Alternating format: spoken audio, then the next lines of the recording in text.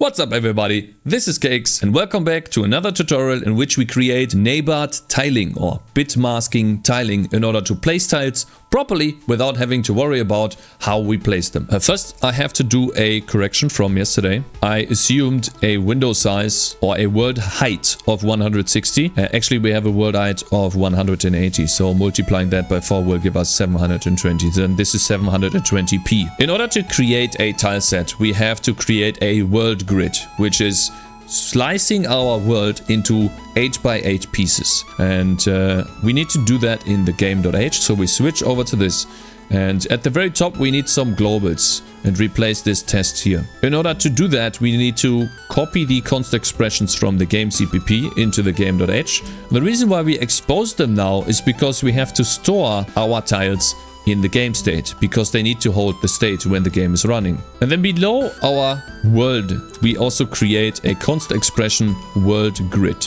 Basically it takes our world width and height and divides it by the tile size. And so in order to create a tile is actually a structure that looks something like this. Each tile has a mask containing information about the neighbors around itself, and we will get to that later, and then whether the tile is visible or not. And then obviously the tile has to be, or the entire tile map or the world grid has to be put into the game state. So basically we are slicing our world into grid positions, and each of those are occupied by a tile. And for now this is all we have to do in the game.h file to give ourselves the ability to address tiles in the game. And in order to address tiles in the game we need to add a couple of game functions. So we switch over to the game.cpp file, and below the isDown function for the game input we paste in two functions to get tiles. First function is getting tiles based on the x and y coordinate. Basically this function only gives us a tile if the x and y coordinate are greater than 0, and if the x coordinate and y coordinate are confined or within the world grid. Then we address the world grid and return the tile, otherwise we will return null pointer. And that comes in handy later on when we determine whether a tile has a neighbor or not. And the function below the getTile function that takes in the world position basically just converts the world position into a grid position and then calls the getTile with x and y. It's basically a wrapper around the other function that gives us more control on how to access tiles. And this makes it much easier to think about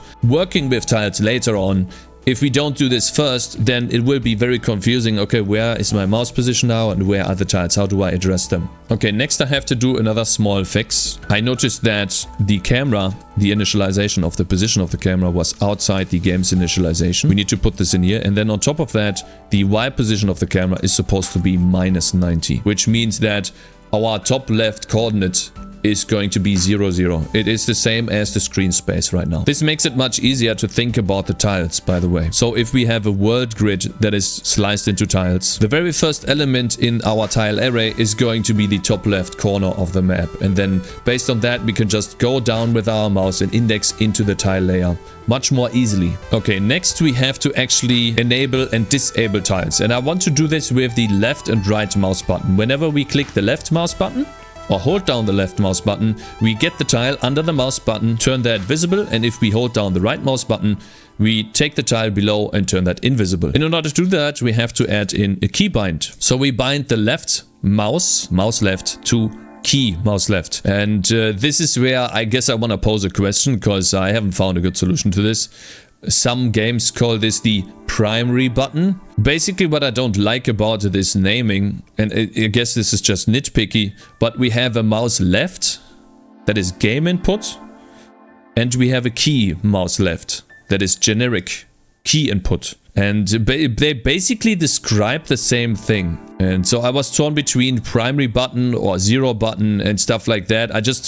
I guess when you have controllers, it is easier to choose this naming, but for now it's called mouse left and mouse right. Now that we have these two mouse buttons bound, we need to also address the tiles using two if checks. For example, if our left mouse button is down, we want to get the world position using the mouse position, but we also could get it like this, right? Since we store this is the reason why in the previous tutorial I stored the mouse position in the input. So basically instead of calling this, we could just use the mouse position world, and then at the very bottom the same thing holds true. basically what we're doing is we're getting the mouse world position on our screen, and then we get the tile of that, and then if we have a tile, we turn that visible, and if we use the right mouse button or the right button in the game, then we turn it to invisible. And now we could already go ahead and draw these tiles. Drawing the tile set without any neighboring, taking no neighbors into account, would be something like this. We loop over the world grid X and Y coordinates, then we get the tile, and if it is not visible, we just go on to the next one. And if it is visible, then we multiply the X coordinate by the tile size and the Y coordinate by the tile size. And then as an additional offset, since we want to draw quads centered around a position, we need to offset these positions by half the tile size. So basically, if we are on the very top left or in the very left corner of the map, our first tile should not be drawn here and then go half of it goes outside of the screen. We want to shift that by half the tile size to the right, so that it is drawn exactly with the corner of the screen. That's what we are doing in X and Y here with the half of the tile size. And then we want to have an interface that lets us draw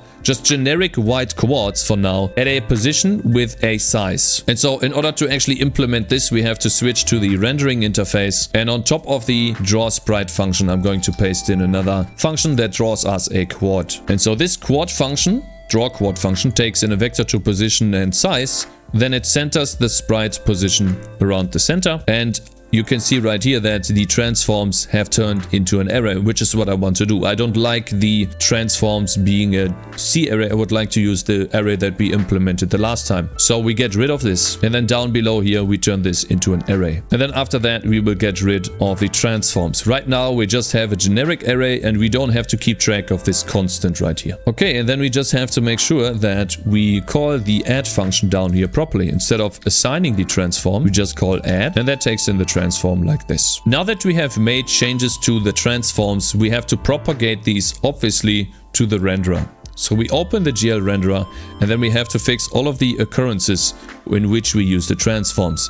For example, right here where we copy over the size of the transforms, we use the render data transforms.max elements, and down below here where we access the transforms, we have to access the elements. That is a pointer to a transform. And then further down below we have to do basically the same thing. We do transforms.count. This is however many we copy, and we access the elements down below.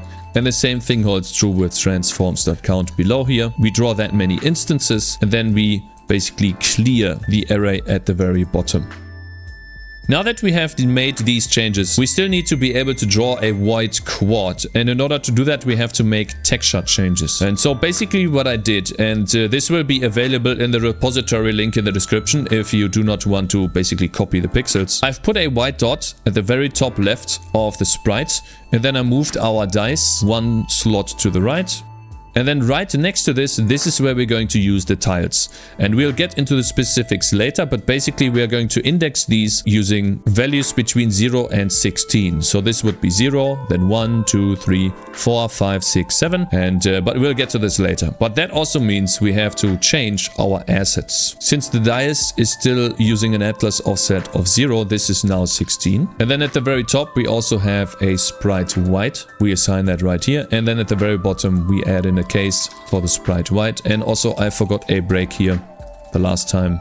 Wasn't really that important because we only had one, but now it becomes important. The final result should look something like this. We have the sprite white that is positioned at 0, 0 and has a sprite size of 1. Now we can switch over to the GL render interface, and it's easier to explain this. The atlas offset 0 and sprite size of 1. Basically we are indexing into the white texture. And now one final thing, which was also a mistake, but I fixed that in the last video, and I made like I talked over it. This function right here is wrong. I'm going to replace it with the correct version. It is essentially what I talked about last time. We need to convert these into floats, so we get a value between 0 and 1, and then scale by the camera dimension. And then on top of that, we have the camera dimension here with the plus of the camera position instead of the minus right here. The only difference on Y is the plus. And now if we start the game, we should be able to move our cube, and then we should also be able to paint tiles using the left mouse button. And then let's see if it works with the screen alignment. It should work, which it does. And then we should also be able to get rid of them using the right mouse button. So that is number 1. That is the first step. Now that we have this, here's a quick overview of how bitmasking works. I will put this link in the description. Basically, bitmasking means we want to paste a tile and then look around its neighbors to see which tile we want to paste. And it essentially all boils down to this right here. The directional values. We have tiles to the top, tiles to the left, tiles to the right, and tiles to the bottom. I would like this to be top, left, right, and bottom, but yeah, you can, I guess, make the conversion in your head yourself. And basically what we are trying to look for is, if we have a tile to the north, then we assign the bit 0, which is 2 to the power of 0, which is 1. If we have a tile to the left, then we assign the bit 1, which is 2 to the power of 1, which is 2. And so on and so forth. Using that scheme, and you can read through this for more details, we can assign a tile set that is in 16 by 16 tiles. If we have no neighbors at all, no bit is set, then we have no tiles around ourselves, which means that we only place a single tile. And this is indicated by the black borders around this. If we have a bit value of 1, then that means we have a tile to the north. Quickly check this up here. 2 to the power of 0 is 1. And so you can go through this table to see, okay, well, 1 means tile to the north, 2 means tile to the left, and so on and so forth. 4 means tile to the right. We're going to build this right now, or I have built this right here. We have our soul tile, then we have a tile that it opens up to the top. We have a tile that opens up to the left, then we have a tile that opens up to the top and to the left, and so on and so forth. Up until this point right here. This part right here can only be explained once we see it in game. I am extending this so it looks better, but it's easier for me to explain this once we have this in the game. Just note that this exists. The thing we have to do now is take this offset. If you take a look at the very bottom, the offset of this tile set is 48 and 0 in the Atlas. And then we add that into the game. In order to do that, we have to add a tile set to our game state. And this is what we are going to store. It is a tile coordinates array that is holding 21 coordinates into our texture. And the reason why it is 21 is simply because this is 16. Then we add in another 4 and we add in one special 1 at the end. In order to fill these in, we do this in the game initialization loop. So let's say right below the camera, we can do this. We take the initial tile's position and then we loop 5 times down and 4 times to the right. And we add in the tiles relative to the tile's starting position multiplied by 8. And then at the very bottom, we also add in one additional tile, which is the black inside. This corresponds to this tile right here. So make sure that this tile does not move, okay? Please don't move this. And now that we have the tile set, we need to change our drawing tile set loop. And I calculate the tiles every frame. If you want to, you can create some sort of updated tiles every time you click the left or right mouse button and you change a tile. I'm just going to put this into this loop right here because it is not actually that computationally intensive. So I'm going to replace this entire function now, and that's going to be quite a lot. We'll go through this one by one. The first part in this tile set scope is the array of our neighbors, and it is indexing into the X and indexing into the Y components, meaning we go 0 to the left and we go -1 to reach the top. And this boils down to what I said earlier. The top left of the array, the first coordinate, corresponds to the top left of the window. And so if we want to go up 1, we do -1. And so we define the coordinates top, left, right, and bottom, and then top left, top right, bottom left, and bottom right. These correspond to these right here, the 16 by 16 tiles. The ones at the very bottom are the extended versions that I want to talk about after I've shown you in game how it looks. But basically we go 2 blocks up, we go 2 blocks to the left, 2 blocks to the right, and 2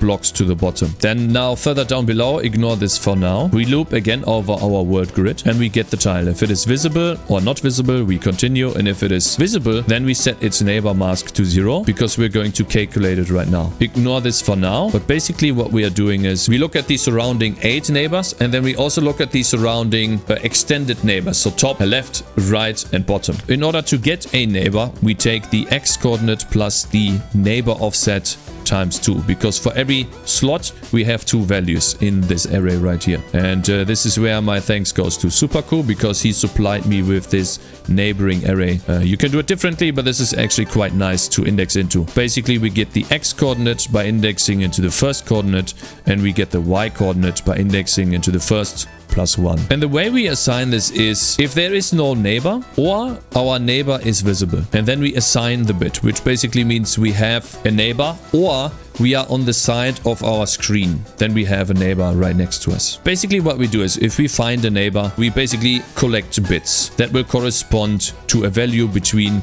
0 and 15. This makes sense in a second, so please look over this, but the important part here is the neighbor mask. And then at the very bottom, once we have collected all the bits, and we'll get into this in a second, we use the bit mask to index into this array and then generate an atlas offset based on that. We supply a sprite size of 8 by 8 for each tile and a size of 8 by 8 for each tile. And this is going to be different now. Before we had to add in half the tile size to center the tile because we always want to draw the center. This time we create a new function in the render phase that just takes in a transform that we define ourselves, and it doesn't change the transform at all. The only thing it does is supply the transform to the array. So essentially we created this draw quad function that just takes in a transform and adds it to the array. And now if we run the program now, it will work already. And now it is time to explain what these extended neighbors mean. If we start out with a piece and then we add a neighbor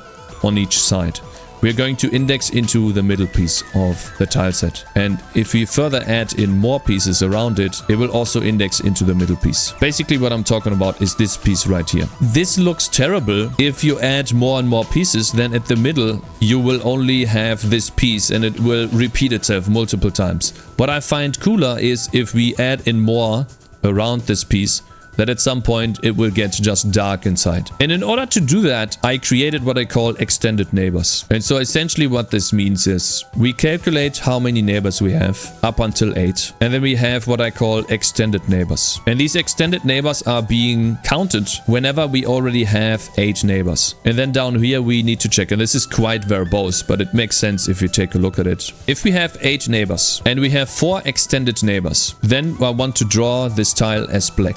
And that is the index 20. And this corresponds to these 4 extended neighbors. And this is how I make it so that inside of this we start to get these black values the more you put right out of it. And I think it looks much better than having a bunch of these in a row everywhere in here. I think that looks really bad. Now that we have this, there's also another thing that I find looks bad. Essentially it is something like the following. Right here, when I spawn this tile to the top, you can see that it doesn't really look good. What would look better is something like the following: a tile that is actually correct corner piece. And the way I calculate that piece around our middle piece, and when I have 7 neighbors. So essentially I look, okay, do I have 7 neighbors? And this is where this empty slot comes in. And so I'm counting every time I find non-existing neighbor, I count which empty slot that is. When we go and check for the neighbors, we check in 8 directions first, which is the normal one. So 0, 1, 2, 3, 4, 5, 6, 7. And as long as we are below that, then we store which slot the neighbor is empty in. And this only gets interesting if we have 7 neighbors. And if we do, then we set the neighbor mask to 16. Basically, that means we skip the entire bitmasking process and we are only focusing around this part right here, or at least this line. And you can see that the first one over here is a tile that has something to the top and something to the right. It's like a corner piece to the top and left. And then the next one right here is a corner piece that has something to the top and to the right. And then these are bottom corner pieces, you know. The way this works for me is this empty neighbor slot. When we have 7 neighbors, this one is going to be greater than 4, and it will index into over here, which is the 16th index, plus 1, 2, and 3. I do agree, this is quite complicated. If you need some time, think about it. Yeah, and this is how you can use bitmasking to auto-tile your levels without having to manually place them all,